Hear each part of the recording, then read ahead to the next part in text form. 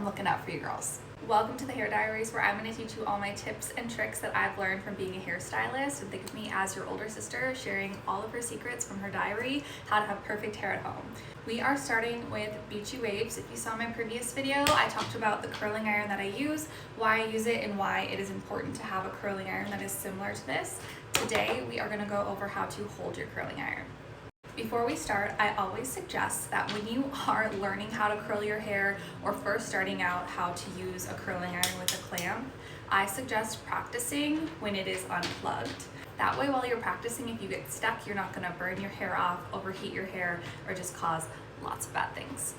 When you are curling your hair, you are gonna wanna make sure that your curling iron is facing upright practically the whole time. I will twist it a little bit this way, but you're mostly gonna want it to be up and down, not to the side, not tilting your head. So I am going to take a piece, and like I said, make sure you're practicing with your curling iron off. That is very important. So you're gonna take your piece and you are gonna hold it straight out from your head. And see how my curling iron is up and down. And I'm gonna start at the top, clamp it. You can see my thumb is going to stay on there the whole time. I'm going to bring it about halfway through.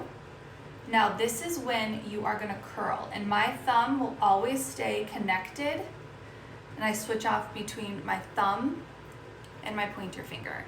Then you can see I have hair hanging out. That is okay. Now we are going to release the clamp slightly and let some of that hair in that is hanging at the bottom and curl it back up.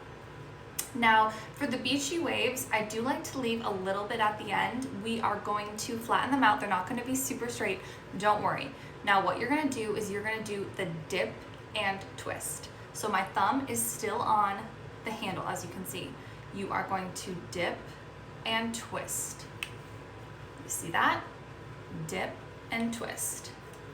And I'm going to do that one more time. And then when you get to there's about one roundabout around the curling iron, you're going to dip and twist, and you are going to pull it down. And this is going to slightly curl the end, so you don't have that super straight curl like the Utah curl. And as you can see, now my curling iron was off, so it didn't do anything. It will create this really nice beachy wave that still has a bend at the bottom. Download this video to your phone so that you can watch it while you're practicing and get that kind of dip and twist motion, and you'll be a pro in no time. Follow along for part 3, where I'm going to go over sectioning, how much hair to have in your curling iron, and how to section out your hair to create the perfect beachy waves. See you soon.